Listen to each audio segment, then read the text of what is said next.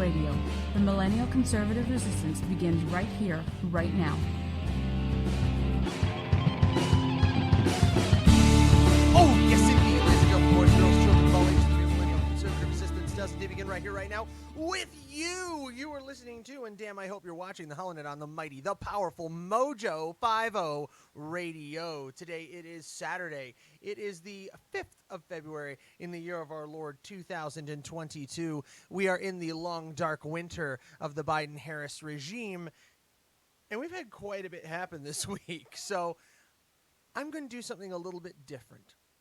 I'm going to skew away from the European power play right now about will he, won't he, is Putin going to decide to light up Ukraine's life, or is nothing going to happen?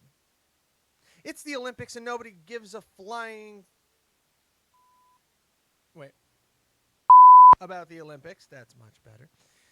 So we're not going to touch on that. You know, we're not going to talk about the latest crack-ups from Joe Biden. Hell, you know, I'm not even going to wax poetical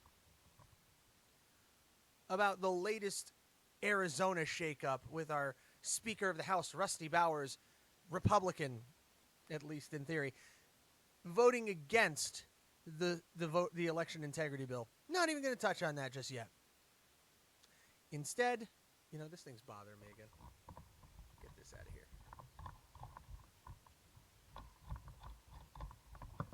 That's better. That's a little better. See if I can do things without the pop filter. Anywho. Keeps moving on. All right.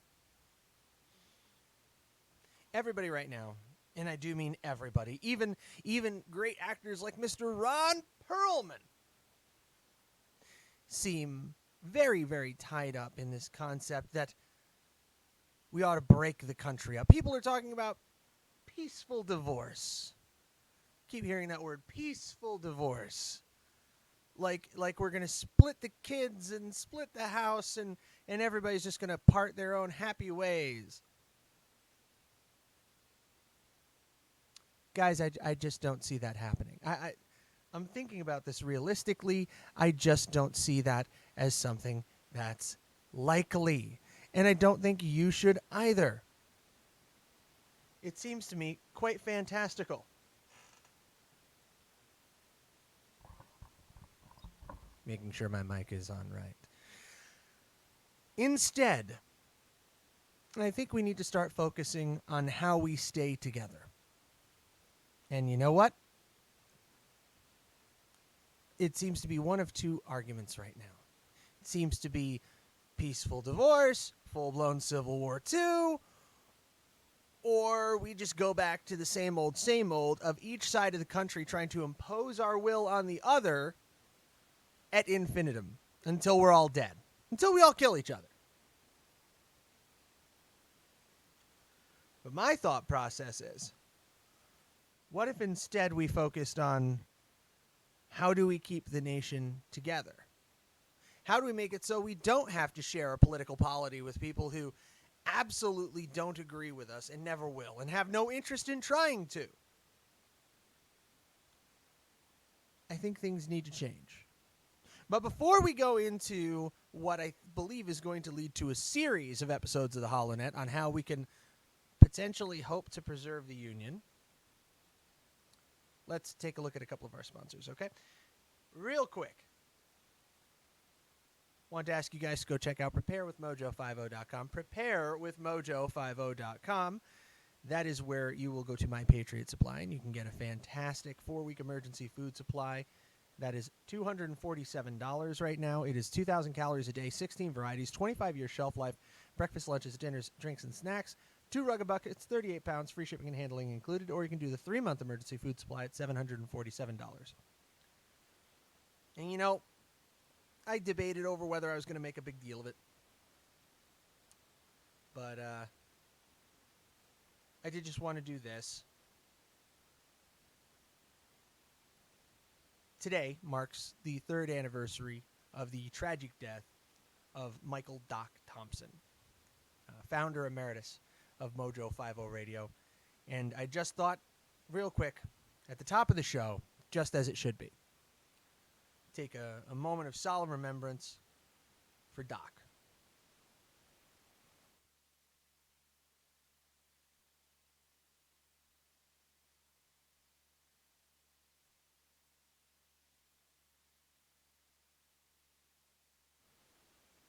Doc Thompson, gone too soon.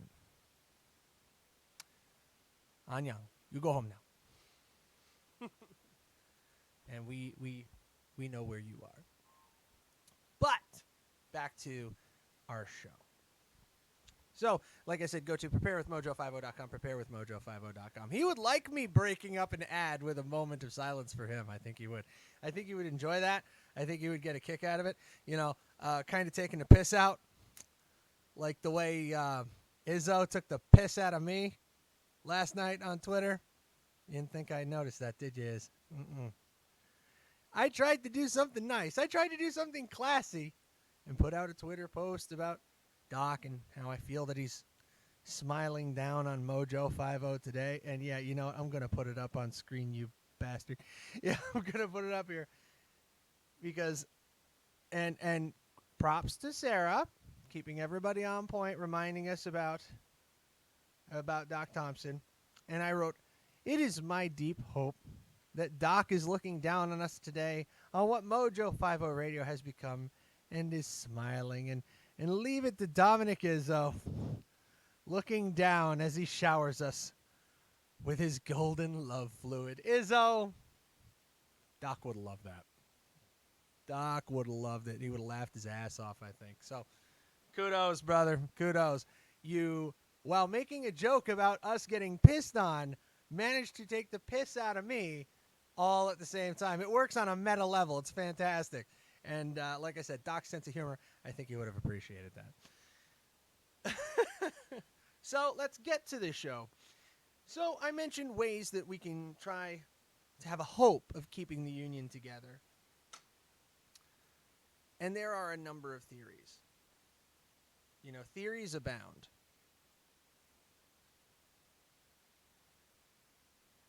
So, here's what we're going to get to. How do we preserve the nation and keep it together? Going to a screenshot here, screen within a screen. This is a map from USA Today. This is the electorate in 2020. If you believe that the votes were accurate, which I think is a dubious proposition at best. But here it is. You know, here are the results as they stood and as are recognized. Stay still, dang you. All right. Now we notice, as they attest, most of America is purple. Yeah, like the tip of my... Anyway. Yeah, most of America is purple. Because there's different splits and such. Coconino, Arizona, here's yeah, of course. There are no red states and blue states. This is a fallacy. This does not exist. This is not how this country works. But as you can see, there are a great many very, very red areas like King County, Texas, where in 2016 Clinton got a whopping 3.14% of the vote, and in 2020 Biden got a 5.03% of the vote. Okay? A lot of areas like that. Campbell County, Wyoming, for example. Then you have Maricopa County, Arizona, where it was far closer. Where I still disagree that Biden got the majority of the vote in 2020, but we'll leave that alone for now. So, here is where we have to work the problem. We have to work the question of how do we stay together as a nation when we are so diametrically opposed to people that are in our backyard, where the states themselves, and I think the New York Times map, incomplete as it may be, missing a lot of areas, presents a more interesting map of this, at least one that's slightly easier to read as far as the, I love that they call it, an extremely detailed map of the 2020 election, missing 1, 2, 3, 4, 5, 6 states for all intent and purpose. But we take a look at these, okay? And we start to see a pattern emerge. The pattern is, of course, that your more populous, your more urban areas vote Democrat. Derp, tell us something we didn't know, Matt. So how do you overcome this in a manner that better represents the American people and creates a scenario in which we don't have the urban settings superimposing their will on their rural and suburban surroundings? How do we get to a place where there's more equal representation ideologically in the country? Because our divide right now, it's not, as much as the mainstream media wants to say that it's racial, it's not racial. As much as they want to say it's religious, it's not religious. It's ideological. And it's the same as it's always been. In the United States, it has always been the struggle of the rural versus the urban. Going back to the 13 colonies, this is why federalism was envisioned in the first place. And why are we having so many problems today? Mainly because we pissed on the founders' vision of federalism. The United States Senate was never supposed to be elected directly by the people, ever, at any point. So you want a couple of quick, just patch jobs? Ways that we can make things more representative? Number one, revert the Senate back to being appointed by the state legislatures. That's a quick and easy one, because then there's a layer of representation between the senator and the people. You actually get more response, because I can get a hold of my state representatives far easier than I can get a hold of my senator. I mean, is Mark Kelly going to pick up the phone for my ass? No. How about Kirsten Sinema? Yeah, if you can pull her out of a bathroom stall at ASU, good luck to you. That's why we needed our state legislatures to be the go-between between the Senate and the people.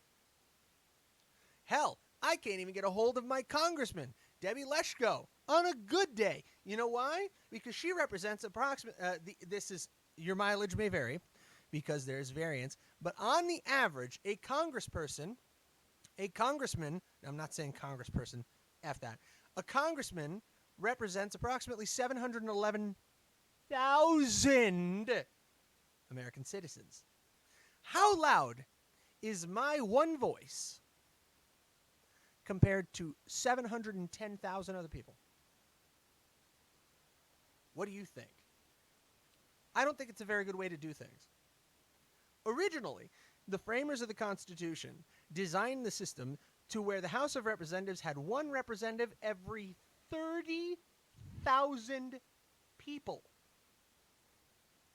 One every 30,000. If we did that today, it would be over 10,000 members of the House of Representatives. You think it's unwieldy now? That's insanity. Even if we dropped it down to, say, one every 500,000 instead of one every 711,000, you'd still be up over 600 members of Congress in the House of Representatives. But would it be more representative? Yes. It really would be. Because the less people you have per member of Congress, the easier it is. And you hear people come up with the dumbest reasons not to add more seats to Congress right now. Well, you'd have to build out the Capitol and make it bigger. Why is this a bad thing, number one? You can take the Capitol complex of the United States, make it into a museum, a national hall, a place of gathering and symbolism for the American people the way it should be, and you can move Congress to a modernized building. Gee, is that such an insane thought? There are like 16 countries around the world that have relocated their capital at one point or another because they grew out of it. There have been proposals to move the capital of the United States. Did you know that? One popular outlier was St. Louis, Missouri. Why? Because she's smack dab in the middle of it. St. Louis, not a bad location for a new capital of the United States. It would probably give these East Coast elites something to think about. The fact that flyover country is now where you have to go to work. Not the worst idea I've ever heard. So yes, absolutely. expand the House of Representatives. Get that representation level down. We always like to talk about how, the student-teacher ratio is way off in the classrooms. Yeah, in some cases it is. But have you looked at your ratio of representation in our federal government lately? I mean, holy f***ing... It's unbelievable. 711,000 to 1. That's absurd. And before you get going about the Senate piece, the Senate isn't there to represent you as a person. The senator is there to represent your state. Which is why we need to get back to the state appointing senators. It makes so much more sense that way. Because then you have a representative whose job it is to lean on that senator. You have your two, usually depending on your state, you have your 2 state reps in a typical legislative district and at least 1 state senator. In some cases you have 2. Here in Arizona, I've got Sine Kerr, I've got Tim Dunn as my state senators, and I've got Joanne Osborne and... Oh, I can't remember. Ooh, I'm doing bad. I can't remember. Joanne Osborne and... Oh, I'm going to have to look this up now. Bad boy not remembering your congressman. What in the world?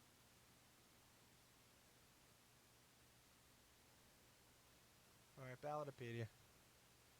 Come on, Ballotopedia. Tim Dunn. Yeah, it was Tim Dunn and Joanne Osborne are the representatives, and we just have the 1 senator. Yeah, for the Senate, we have Sine Kerr, I believe.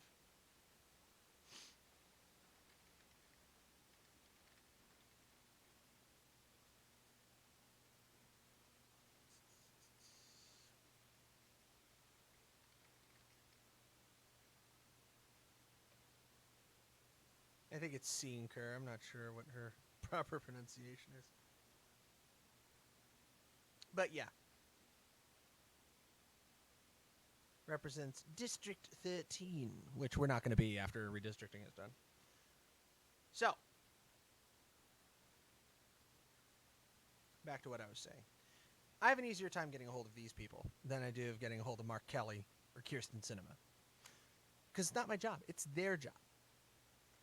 This provides accountability.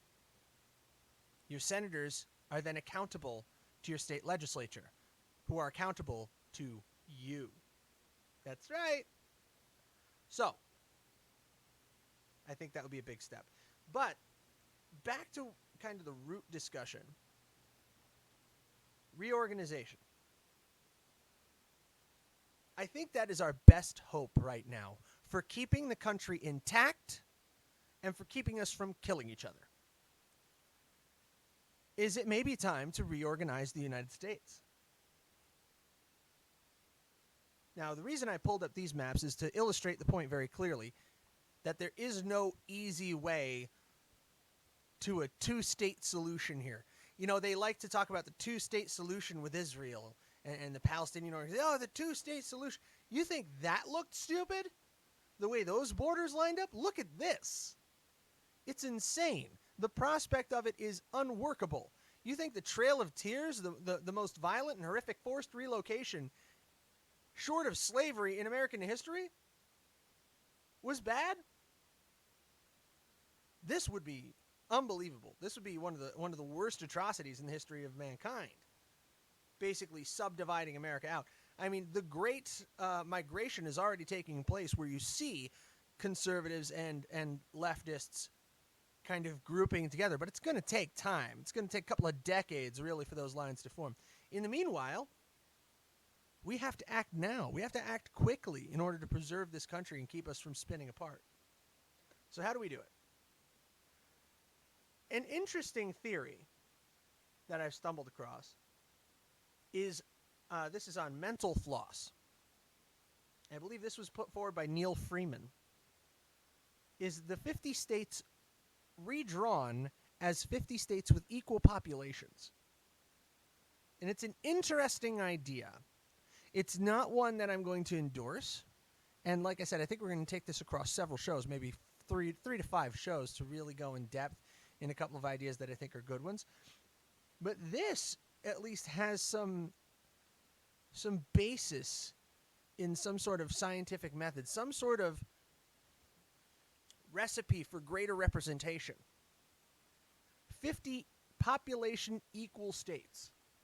Now, he comes up and when he writes it out, he actually says he just came up with names based on geological features, and some of them are kind of crazy. Like, you have, instead of Florida, you have the states of Miami, Tampa Bay, and Canaveral, which reaches up into southern Georgia. Then you have the state of King, which is centered on Montgomery, Alabama, the state of Atlanta, the state of Columbia, the state of Blue Ridge, Shenandoah, Tidewater. Washington is its own state. Pocono and Adirondack and New York City break up New York. Shiprock covers a wide swath from eastern California all the way to Oklahoma. Trinity is Dallas, Fort Worth. Big thicket surrounds that. Chinati is southern Texas and Houston. Atchafalaya is Louisiana and looks like southern Bama. Ozark is centered around Memphis and Little Rock. It's very interesting to look at and to consider. But this is what I'm getting at. I think we need to start having the national conversation. We have to grip the mirror and realize this isn't working the way it sits right now. And we have to, instead of thinking up new and better and more creative ways of the left to impose their will on the right, and the right to impose their will on or let's be realistic, or the right to slow down the left imposing their will on the right, because the right hasn't tried to impose our will on the left in forever. I mean, the last time conservatives in this nation Republicans imposed their will on another half of the country was the 1860s, and we did it at gunpoint, okay? That's the last time Republicans forcibly imposed their will on the United States. Make no mistake. And I think the left would do well to remember that. It was the Republicans, the Unionists, who imposed their will on the South. It wasn't a bad thing. It was a good thing. Ended slavery, forged the Union, made us stronger. But it ignored the central divide that is in this country. There was a central divide between the free states and the slave states. But beneath that, lurking, like a deep infection, a festering wound, was the original split of this country, which is the city against the country, the farmer against the banker, the craftsman against the merchant. This isn't bourgeoisie versus the proletariat, so commies, shove it up your ass. That's not what it is. It is simply a big difference in the way people choose to live and want to live. And we've ignored that at our peril for almost 3 centuries. And we cannot ignore it any longer. So in order to keep the Union together, we need to start thinking about how do we create a more perfect Union. We don't wash our hands of the Constitution. We don't wipe it away. We use the tools it gave us. We're going to talk about that a little bit more when we come back. You're listening to the HoloNet on the mighty, the powerful Mojo 50 Radio, and it's a new damn day. We're going to save the Union, kids.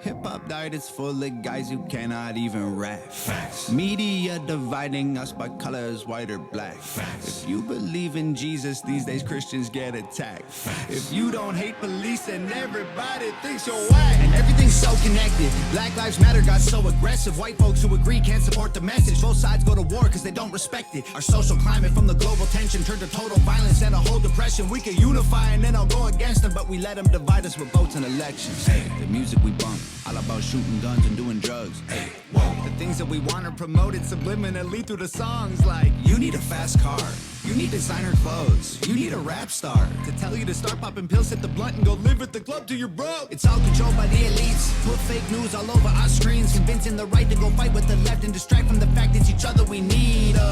Divided by race and religion, segregated into teams. You a white supremacist. If you're not, I guess you Antifa. Screaming from the rooftops, beat down better. Turn us on each other now, no lives matter. If we do what the news wants, blood gon' splatter. Turn us on each other till no lives matter. Freedom's dead. If you have an opinion, take it back. Facts. People hate the president. If you don't, then you trash. Facts. Indoctrinate the nation using news and mainstream rap. Facts. The government abuses us. It's all part of the plan. Facts. And it's so confusing. Black Lives Matter is a valuable movement, but all lives matter ain't racist or stupid. It's non-black humans who don't feel included. All colors fall under laws to govern the whole country, and we all suffer. We're all broke and nobody recovers until we accept that we're all brothers. Hey, the music we make, all about big booties and getting paid. Hey, whoa. We watch the news and it fills up our brains with violence and riots and race. Like, this is a race war. You need to hate more. Get what you came for. You need some songs about Xanax and violence so you can escape more. What a vicious cycle we can't break away from. They control the culture, they control the paper. They're indoctrinating a whole generation till the patriots start to hate the nation. The music we love make us dumb and addicted. The news that we watch is brainwashing the children. The viruses, riots, and racist conditions ain't problems, they're symptoms of life in the system. Screaming from the rooftops, beat down better. Turn us on each other now, no lives matter. If we do what the news wants, blood gon' splatter. Turn us on each other till no lives matter. The music will make you dumb, the media makes you hate, and they control them both. There ain't no escape. They put the world in a state of chaos, economy crashing and massive layoffs. Black against white or it's left versus right, divide and conquer and control is the payoff. Screaming from the rooftops, beat down better. Turn us on each other now, no lives matter. If we do what the news wants, blood gon' splatter. Turn us on each other till no lives matter.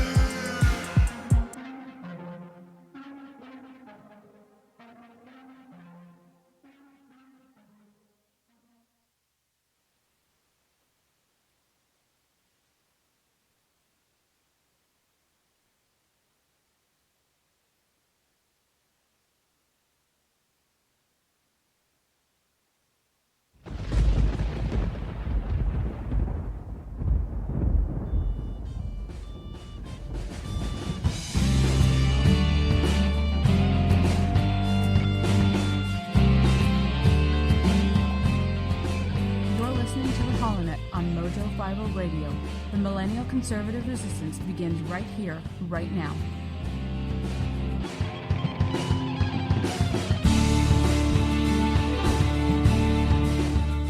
And we're back. You're listening to Holland on the Mighty Powerful Mojo 50 Radio. And before we get back to the show, it is indeed your boy, Mike Lindell, over at My Pillow. He's not going to be, joining us on the show or anything, but I did want to, because I promised I would, I did want to show you this. Check this out. Now, it's too warm for me to actually wear while I'm doing the show because the lights, kill me, but hang.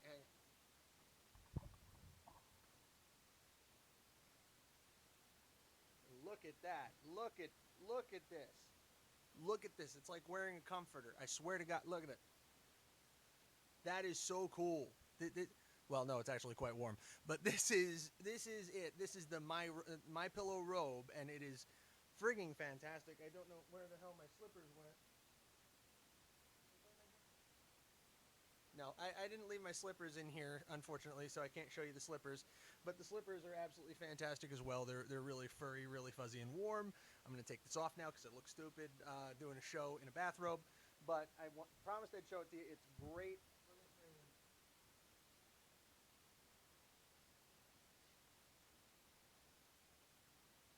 I mean, it's extremely comfortable, so I thoroughly recommend it.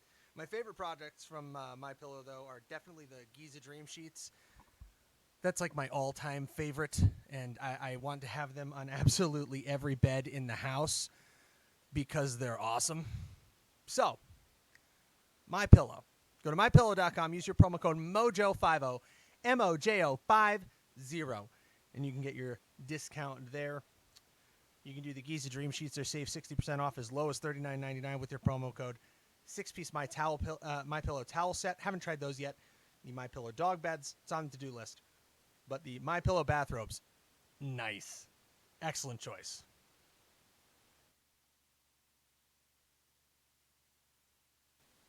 Sorry, brief technical interruption there. But, like I said, MyPillow.com. Use your promo code MOJO50, MOJO50, and that will get you your MyPillow discount. Excellent opportunity here over at Mojo50 to take advantage of that. Why is my studio not working out? Okay. Speaking of the studio not working out, did want to make you aware that we do have the Give, Send, Go, which has been opened for the HoloNet. If you want to contribute, I have the plans now made, drawn up, the permitting, all that fun stuff. Oh, that's interesting.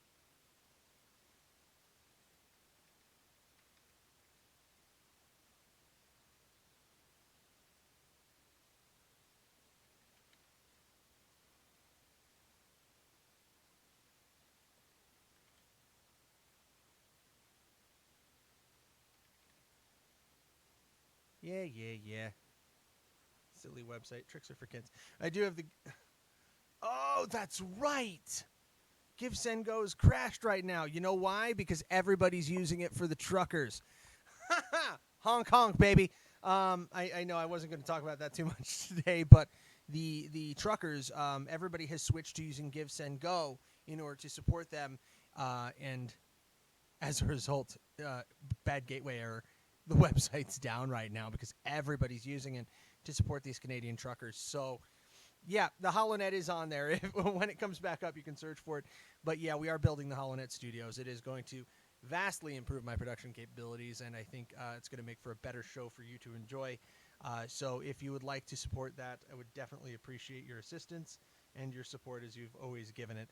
And that's at givesendgo.com/HoloNet, okay? So back to the show. Now, we briefly discussed the United States with 50 equal states with equal population. That's one way to attack the problem. But I think there are a couple of other ways to go about this. One of the more interesting articles that I've read is 4 ways to remake the nation's map so power in the Senate is remade too. And this is on Fulcrum. And, you know, they had suggested adding states, subdividing states, combining states, and redrawing the whole map. That is what got my attention because we were looking, like I said, at 50 states with equal population, but there are a couple of other interesting maps. This one comes from Medium.com. This is actually written by Nolan Gray in 2019. The United City-States of America mapped an experiment in redividing the country. Now, this got the old noggin jogging because perhaps looking back to the old concepts of the city-states, like in the old Greek days, would make some sense, given our current predicament. And I think there's some value to that. So I wanted to expand on that a little bit. So here's the large map. This is off of Google Map Builder. And we start to see some very interesting things. Now, it does look a little bit like the 50 equal states with some key differences. If you come down to my own Arizona, the Phoenix Mesa Scottsdale Metro takes up most of central Arizona. Then you have Tucson Nogales, city-state. Then you have Las Vegas Henderson, Nevada as a city-state. Salt Lake City reaches all the way up through. It's the Salt Lake City Provo city-state reaches all the way up to Canada. Denver, Aurora goes all the way up to Canada. Colorado Springs is wrapped up here. Wichita, Arkansas City, Oklahoma, Shawnee, Dallas, Fort Worth, Austin, San Antonio, New Braunfels, Houston, the Woodlands. Yeah, New Braunfels, that's it. But you kind of get a quick look that the United States kind of breaks down almost like Eastern Europe, where it's centered around the cities and the outlying countrysides. You have Boston, Worcester, Providence, all combined. Albany, Schenectady, Syracuse and Auburn, Rochester, Batavia, Seneca Falls, Buffalo, Cheektowaga. It's very, very fascinating to see. New York is, of course, absolutely massive. Some states disappear entirely, like Delaware is gone. Philadelphia becomes a city-state. Then you have Scranton, Wilkes-Barre. Washington, D.C., like, subsumes much of Northern Virginia and West Virginia. Pittsburgh gobbles up West Virginia as well. Charleston, Huntington gobbles up West Virginia. And it really gets fascinating when you get down into Florida. You have Miami, West Palm Beach, Fort Lauderdale, Port St. Lucie. And you have Cape Coral, Fort Myers, Northport, Sarasota, Lakeland, Winter Haven, Orlando, Deltona, Dayton, Tampa, Jacksonville. This is an interesting concept, but I think that there may be even another route that's similarly along these lines. And this is one that I'm going to have to build out myself because I didn't see anybody else who did it. And it really combines some key portions of several ideas. One being that we have to come to grips with the fact that there is a substantial ideological divide between cities and between the countryside, between the rural and the urban, that has plagued the United States since its founding. In an earlier writing back in like 2015, I think, I called it the Dominion of the Coasts. And you can see why on this map. You see the most populous areas here are on the east and west coast, with a couple of interjections here around about Chicago, some of the larger cities like St. Louis. But it's pretty homogeneous. Population density increases, you go more to the left. Point blank. With the obvious exceptions of DFW, where Dallas itself goes blue, but Tarrant, Johnson counties, Ellis, Texas, Van Zandt, Hunt, Cook, Texas, the counties immediately surrounding it, not so much. So it has to be a very tight density.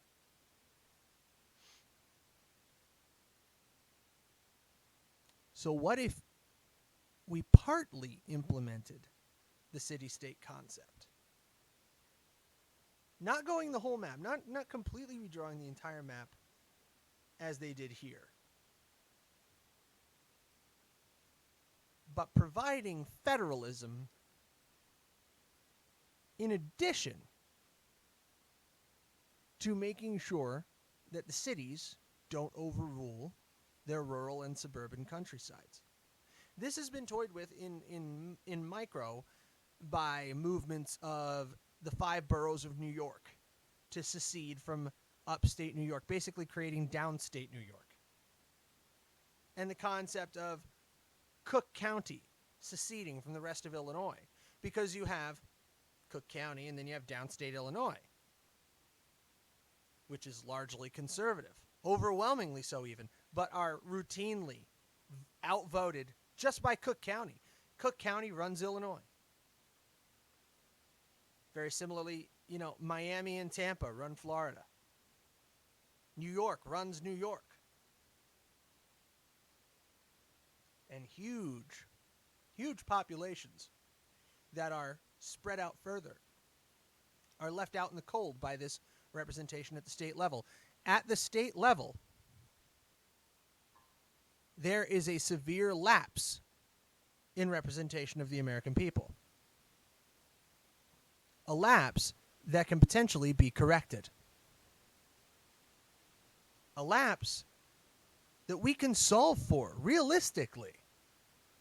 without abandoning the Constitution of the United States, without going into a civil war, without breaking that which our founding fathers forged together not once, not twice, but 3 times. In the Revolution, the War of 1812, and the Civil War. Why do we have to destroy what they built in order to make it more reasonable for us to live? Why can't conservatives and leftists coexist? Because we have irreconcilable differences in how we wish to live. But is it still possible to live and let live? That is the question that is going to determine the fate and the future of the United States of America. Can we live and let live? Can we live in our own polities, in our own areas, still cooperating on federal level items, perhaps with greater representation and more autonomy at the state and local levels where we need it? How much better would life be in Northern California and in Eastern California if they weren't bent under the yoke of Sacramento, San Francisco, San Jose, Los Angeles, and San Diego? How much better would life be for those citizens? How much better would life be? We've talked about the talk of secession of Eastern Oregon from Portland and forming Greater Idaho. How much better would the lives of Eastern Oregoners, I think that's the demonym, how much better would their lives be if they were not bent under the yoke of Portland? As a nation, we are not equally yoked. We are not permitted to live under a government that reflects us culturally. And that's a problem. Because as long as we have the left trying to impose their will on the right and the right just trying to slow it down, this resentment, this hatred is going to build up and build up and build up until it reaches an explosive boiling point. The last time that happened was the last time that there was legitimate political discourse, according to Ronna McDaniel and the RNC. And you know, I don't blame her for calling it legitimate political discourse, because damn if the left and the mainstream media did not breathlessly call the Black Lives Matter and Antifa riots of 2020 peaceful protests and legitimate. If it's good for the goose, it's good for the gander. But unless we want more explosive outbursts of legitimate political discourse, we need to change. We need to evolve with the Constitution, not against it. Because the Constitution laid the path for how to change state lines. That state lines may not be redrawn except with the consent of each state involved and Congress. And I think the time is now upon us where Congress needs to act, or even this can be accomplished through an Article 5 convention, which is a dangerous tool. It is the ultimate nuclear option, because you can nuke out the whole Constitution. But in a controlled Article 5, it could be done potentially. It's never been done. It's uncharted territory for the country. But we know what continuing down this path will result in. Might it calm down for a while? Sure.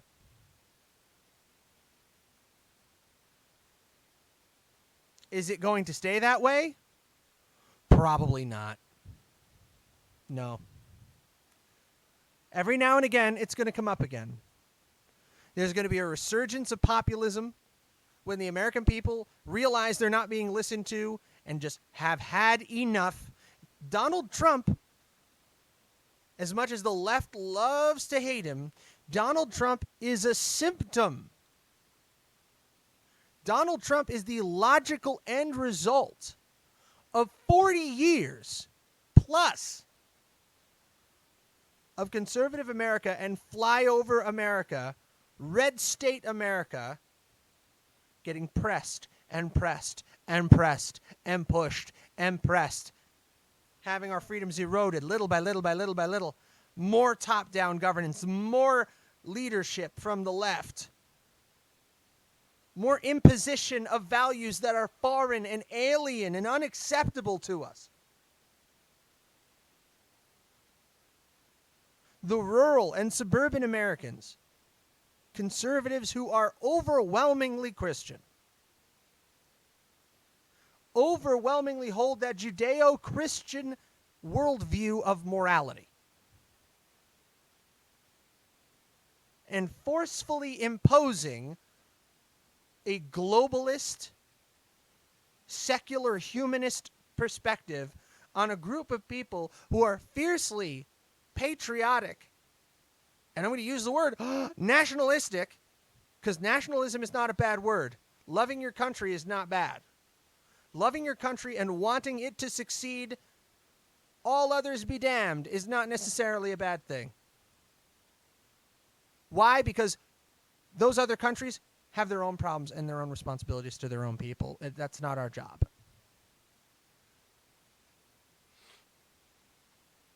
But the one side seeking to impose its will forcefully on the other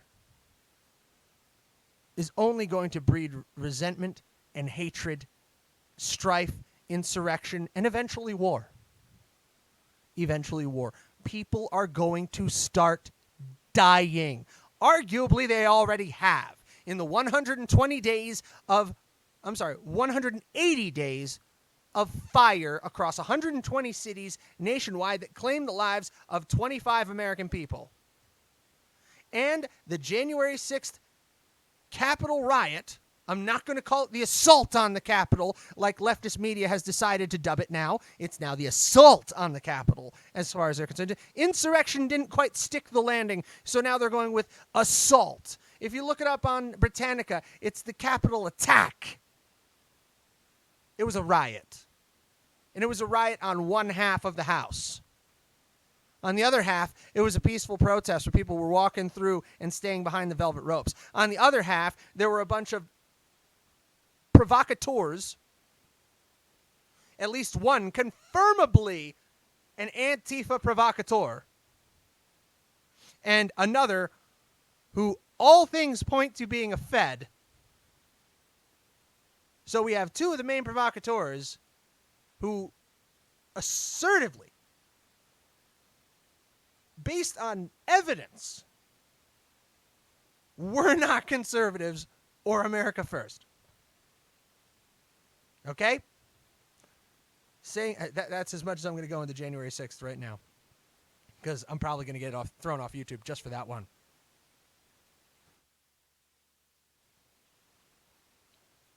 But with each side, with the left primarily, seeking to impose its will on the right. And our representation in Congress continuing to do nothing to protect us.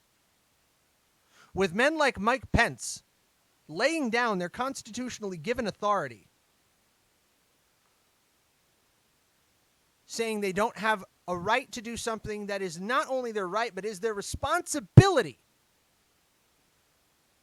He had the responsibility to only admit in electoral college votes that were correct, normal, and incontrovertible. And he admitted in electoral college votes from states that violated the Constitution in the 2020 election.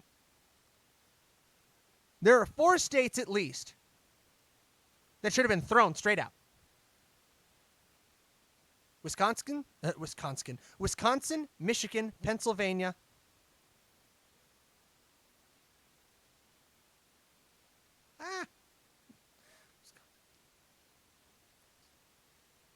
and Georgia. Sorry, I had to think about the Texas case. Those 4 states, Georgia, Wisconsin, Michigan, Pennsylvania, should have been thrown straight out. Other states, such as Arizona, with compromised elections, provably compromised elections, should have also been thrown out. But they weren't. And yeah, let's just embrace the I'm off YouTube after this episode. I'm pretty sure they're going to go, yeah, no, you contested the results of the election. You're damn right I contested the results of the election. And an overwhelming majority of American Republicans do, which is almost half the country. So y'all better square with that. And I will tell you this. In our current arrangement, I will never, ever trust the results of an election in this country again, as it sits in this present arrangement, where mail-in voting is readily available, where secretaries of state and governors can rewrite election rules at will, where the state legislatures do not have the power to call themselves into session in an emergency, as we saw here in Arizona. Bet you didn't hear about that, about Arizona legislators who were desperate to call the legislature back into session, but were unable to do so because it required the authorization of a governor who was against them, or a majority that they couldn't possibly attain. The Pennsylvania legislature tried to call itself back into order, failed. The Arizona legislature tried to call itself back into order, failed. They were unable to take action.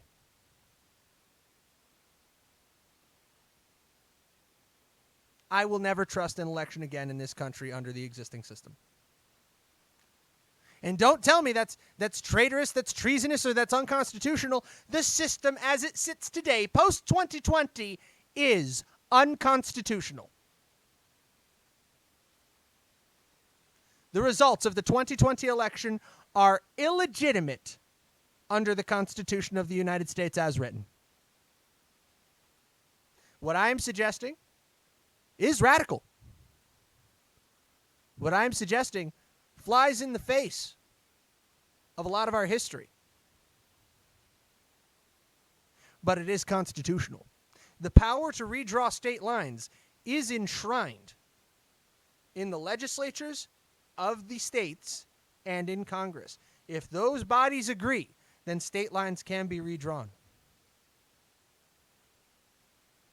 And I suggest that we not only should redraw several state lines in order to finally free conservative America from the despotism of the majority of their cities,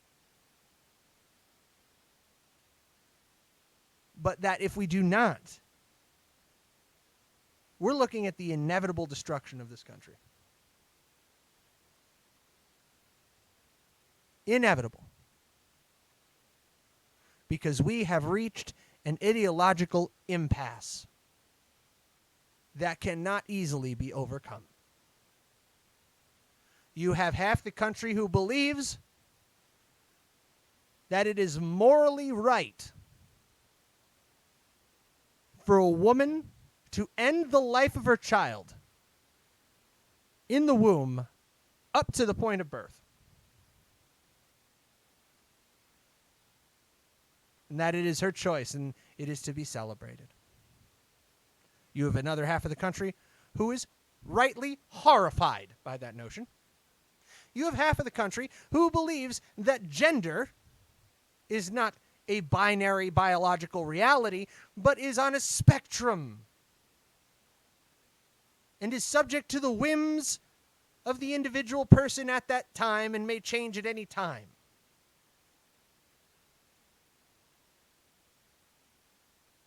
We are living in incompatible realities. We have worldviews that just don't sync up anymore. Can we still live together? Yes, I think we can. But not the way it sits right now, where we're essentially locked in with them. Yeah, sure, move, vote with your feet. That's happening, but it's taking too much time. There are too many people who can't move. And even if you can move, moving into Indiana still puts you under Indianapolis. Moving into Arkansas puts you under Little Rock. Moving into Mississippi puts you under Jackson.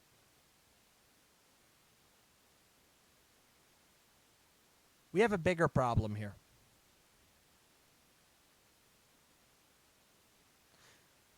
It's an old one. It goes back to the Revolution. Why trade one tyrant 3,000 miles away for 300 tyrants 10 miles away?